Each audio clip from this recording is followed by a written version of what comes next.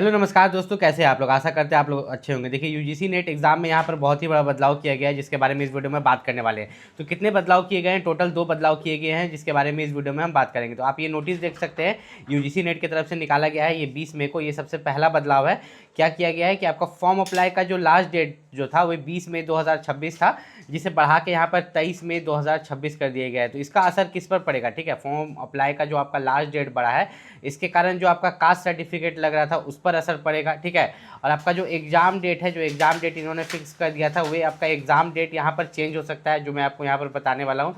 ठीक है, तो लास्ट डेट अब यहाँ पर जो है 23 मई तक आप यहाँ पर फॉर्म अप्लाई कर सकते हैं यूजीसी नेट का। और अगर आपसे कोई गलती होता है तो जो करेक्शन करने का डेट पहले 22 मई से लेकर 24 मई तक था, उसको बढ़ा के अब कर दिया गया है 25 मई से लेकर 27 मई तक आप करेक्शन कर सकते हैं। मतलब फॉर्म अप्लाई का लास्ट डेट आपका यहाँ पर आप देखिएगा तो 23 में हो गया, और करेक्शन का डेट 25 मई से लेकर 27 मई तक यहाँ पर हो चुका है। अब बात करते हैं एग्ज़ाम डेट के बारे में कि यूजीसी नेट का जो आप एग्ज़ाम देने वाले हैं जून में, कि क्या आपका एग्ज़ाम डेट भी यहाँ पर चेंज होगा? हाँ बिल्कुल, आपका एग्ज़ाम डेट भी यहाँ पर चेंज होगा। आप देखिएगा डेट ऑफ एग्जामिनेशन जो यहाँ पर दिया गया है, वो आपका कितना दिया गया है डेट ऑफ एग्जामिनेशन 22 जून से लेकर 30 जून, जो कि अब यहाँ पर चेंज हो जाएगा। ये 22 जून से 30 जून नहीं रहेगा, क्योंकि फॉर्म अप्लाई का लास्ट डेट जो है पिछले बार भी ऐसा हुआ था 20 में था, जिसको बढ़ा के यहाँ पर कितना कर दिया गया, फॉर्म अप्लाई का लास्ट डेट को यहाँ पर 23 में कर दिया गया। तो यहाँ भी 3 दिन का डिफरेंस आपको देखने को मिलेगा। 22 जून की जगह आपका जो एग्ज़ाम है वह 25 जून से शुरू हो सकता है, और मान के चलिए तो 3 जुलाई तक आपका एग्ज़ाम चल सकता है। इसका भी कोई ऑफिशियल नोटिस जारी नहीं हुआ है, लेकिन आगे चल के इसका भी ऑफिशियल नोटिस जो है जारी कर दिया जाएगा कि आपका जो एग्ज़ाम डेट है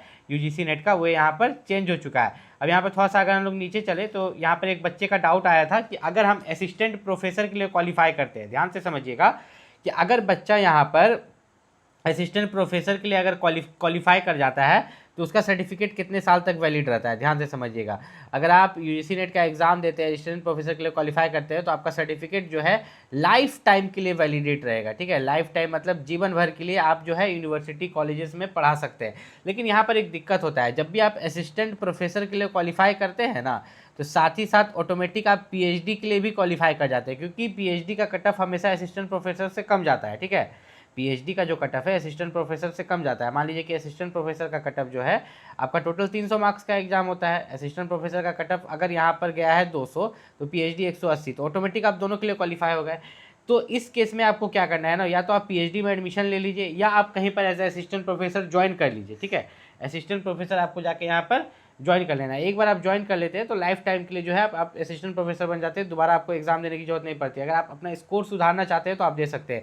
दूसरा आता है सिर्फ अगर पीएचडी आपको ऑप्शन मिलता है कि नहीं सिर्फ पीएचडी में एडमिशन के लिए मिल रहा है, तो इसमें आपको 1 साल का समय मिलता है। 1 साल के अंदर में आपको पीएचडी में एडमिशन लेना पड़ता है। दूसरा अगर बात करें जेआरएफ, जूनियर रिसर्च फेलोशिप, तो जूनियर रिसर्च फेलोशिप की अगर बात करें तो जूनियर रिसर्च फेलोशिप में आपको 3 साल के अंदर एडमिशन लेना रहता है, तब तक वो वैलिड रहता है। ठीक है, अगर 3 साल से ज़्यादा समय अगर आप लगा देते हैं, एडमिशन नहीं लेते हैं, तो वो भी आपका यहाँ पर बेकार हो जाता है। अब यहाँ पर अगर बात करें ये जो एग्जाम आपका यूजीसी नेट का होने वाला है, तो ये कंप्यूटर पर होता है, सीबीटी कंप्यूटर बेस्ड टेस्ट। तो एक बच्चा पूछ रहा था कि कंप्यूटर पर जो हमारा यहाँ पर एग्जाम होगा, तो क्या इसमें नेगेटिव मार्किंग होगा हमारा यूजीसी नेट में? तो उस बच्चे को मैं यहाँ बताना चाहता हूँ और बाकी बच्चे को भी कि नेगेटिव मार्किंग नहीं होगा। ठीक है, आपका यूजीसी नेट में कोई भी नेगेटिव मार्किंग नहीं है। टोटल आपके यहाँ पर 150 क्वेश्चन है, गुना 2 कीजिएगा, क्योंकि हर क्वेश्चन के लिए 2 मार्क्स मिलता है, तो 300 मार्क्स होता है। ठीक है, अब मान के चलिए कि 150 क्वेश्चन में से आप पूरा 150 क्वेश्चन टिक करके आ जाते हैं एग्जाम में, लेकिन आपका सही होता है मात्र 100 क्वेश्चन।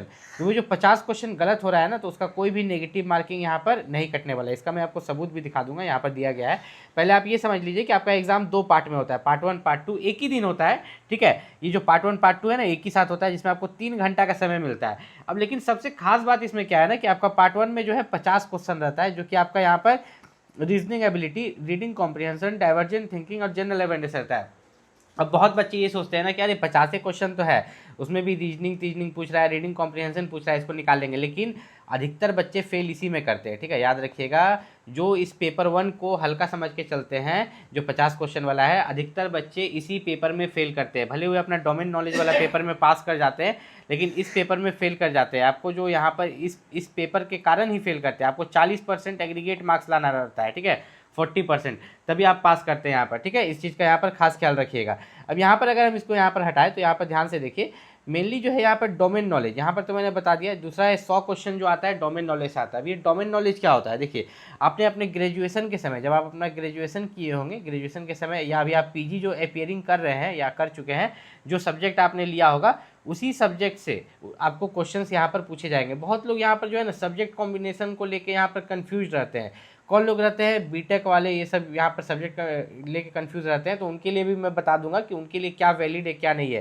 ठीक है, वही यूजीसी नेट में सभी के लिए अप्लाई नहीं कर सकते, वही सिर्फ पीएचडी के लिए अप्लाई कर सकते हैं। आगे चल के हम आपको बताएंगे। सबसे पहले मैंने बोला था नेगेटिव मार्किंग। ठीक है, तो नेगेटिव मार्किंग में दिखा देता हूँ कि यहाँ पर कोई भी नेगेटिव मार्किंग नहीं होता यूजीसी नेट के एग्जाम में। और यहाँ पर एक चीज़ आप याद रखिएगा कि आपका जो कट ऑफ जाता है, ठीक है, जैसे कि आपका जेआरएफ हो गया, जूनियर रिसर्च फेलोशिप, और ये आपका हो गया असिस्टेंट प्रोफेसर, क्या हो गया आपका यहाँ पर हो गया असिस्टेंट प्रोफेसर, और ये हो गया पीएचडी में एडमिशन। तो हमेशा जो कट ऑफ ज़्यादा जाएगा किसका जाएगा, जेआरएफ का जाएगा। किसका, मैं आपको एक एग्जांपल दिखा देता हूँ। यहाँ पर मान के चलिए कि ये हिस्ट्री सब्जेक्ट के लिए है और ये ज्योग्राफी, ठीक, या आप इंग्लिश सब्जेक्ट, हिंदी सब्जेक्ट, कोई भी सब्जेक्ट मान लीजिए। अब ध्यान से समझिए, हमेशा मैंने कट ऑफ क्या कहा, किसके लिए ज़्यादा जाएगा, जेआरएफ के लिए, उससे नीचे असिस्टेंट प्रोफेसर, और सबसे कम पीएचडी के लिए। मान लीजिए कि 300 मार्क्स का आपका एग्जाम हो रहा है और जेआरएफ का कट ऑफ 280 गया, तो असिस्टेंट प्रोफेसर 250 जाएगा और पीएचडी 220 जाएगा। लेकिन अगर जेआरएफ ही आपका जो है यहाँ पर 250 गया है, तो असिस्टेंट प्रोफेसर जो है आपका यहाँ पर 200 गया और पीएचडी जो है 180 गया। तो यहाँ पर आप देखिएगा कि सबसे ज़्यादा जो कट ऑफ जा रहा है यहाँ पर जेआरएफ में, जेआरएफ का जा रहा है, उसके बाद जो जा रहा है आपका असिस्टेंट प्रोफेसर का जा रहा है, और तीसरा नंबर पर पीएचडी एडमिशन में जा रहा है। जेआरएफ जो है मात्र 6% बच्चा को मिलता है। ठीक है, टोटल जितने कैंडिडेट्स अपियर होते हैं ना, तो उसका मात्र 6% बच्चा को ही यहाँ पर जेआरएफ देखने को मिलता है। ज़्यादा बच्चा को यहाँ पर जेआरएफ नहीं मिलता है, बहुत कम बच्चों को मिलता है, उसके हिसाब से सीट्स बहुत कम रहती है।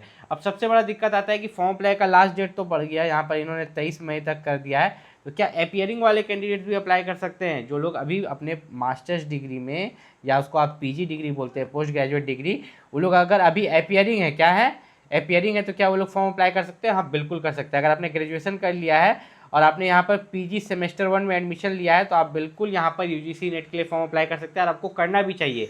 क्यों करना चाहिए, मैं आपको यहाँ पर ध्यान से समझाता हूँ। देखिए, यूजीसी नेट का जिस दिन रिजल्ट निकलेगा, अभी आप जून में एग्जाम दीजिएगा, तो मान के चलिए कि 15 से 20 जुलाई तक जो है आपका यूजीसी नेट का रिजल्ट निकल जाता है। आप ध्यान से समझिएगा, रिजल्ट निकल गया, ये 2026 में निकल रहा है, और अभी आप पीजी सेमेस्टर 1 में, ध्यान से समझते जाइए, अभी आप पीजी सेमेस्टर 1 में है और आपका रिजल्ट निकल गया, आप पास कर गए, क्या कर गए, पास कर गए। तो आपको 2 साल का समय देगा पीजी कंप्लीट करने के लिए। ठीक है, यूजीसी की तरफ से जो है 2 साल का समय मिलेगा पीजी कंप्लीट करने के लिए।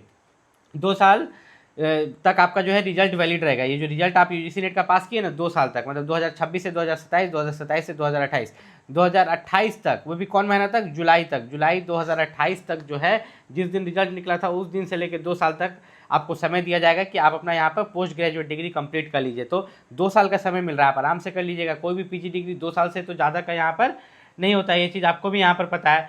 और यहाँ पर यूजीसी नेट में अगर बात करें तो एज लिमिट जो है सिर्फ जेआरएफ के लिए होता है कि 30 साल से ज़्यादा नहीं होना चाहिए, वो भी ये जनरल कैटेगरी का है। ठीक है, अगर आप जेआरएफ के लिए ओबीसी या एससी एसटी से अप्लाई कर रहे हैं तो 5 साल का छूट मिलता है, मतलब 35 साल तक। ठीक है, आपका उम्र यहाँ पर 5 साल का छूट दिया जाता है ओबीसी एससी एसटी में, लेकिन आपके पास सेंट्रल लेवल कास्ट सर्टिफिकेट होना चाहिए। असिस्टेंट प्रोफेसर और पीएचडी एडमिशन के लिए कोई भी अपर एज लिमिट यहाँ पर नहीं है।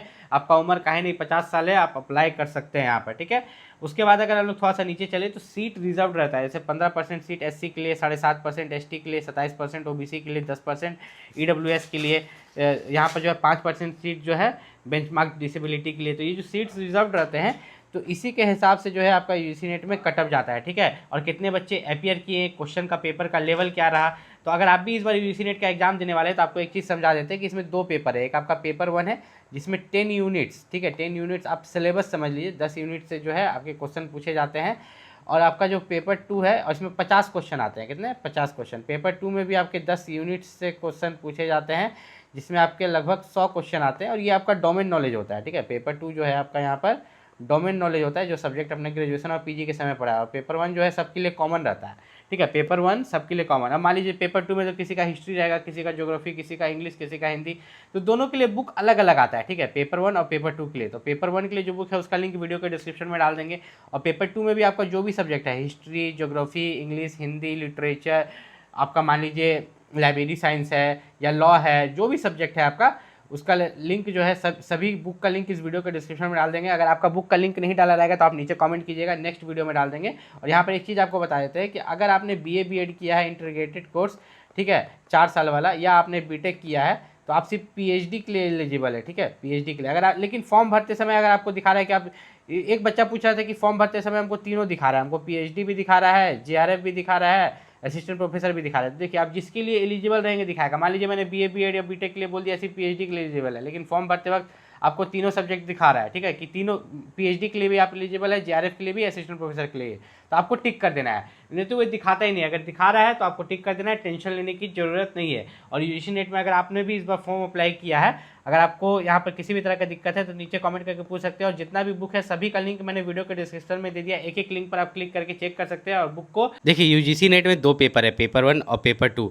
और दोनों के लिए जो है बुक अलग अलग होता है। और याद रखिएगा कि आपको 40% एग्रीगेट मार्क्स भी लाना रहता है। बहुत बच्चे पेपर 1 के कारण ही यहाँ पर फेल होते हैं, ठीक है, पेपर 1 में ही वे बुरी तरीक़ा से वहाँ पर अच्छा मार्क्स नहीं ला पाते। पेपर 2 तो डोमेन नॉलेज है, हर कोई यहाँ पर ला लेता है। तो पेपर 1 और पेपर 2 दोनों का जो बुक का लिंक है, ठीक है, पेपर 1 के लिए सबके लिए कॉमन बुक है, ठीक है, पेपर 1 लिखा हुआ है, आप कोई भी बुक परचेस कर सकते हैं किसी भी कंपनी का। लेकिन पेपर 2 आपको अपने सब्जेक्ट का परचेस करना है। सभी का लिंक हम इस वीडियो के डिस्क्रिप्शन में डाल देते हैं। लेकिन पेपर 2 के लिए बहुत सारे सब्जेक्ट है, अगर आपका बुक का नाम नहीं होगा तो आप नीचे कमेंट करके पूछ लीजिएगा।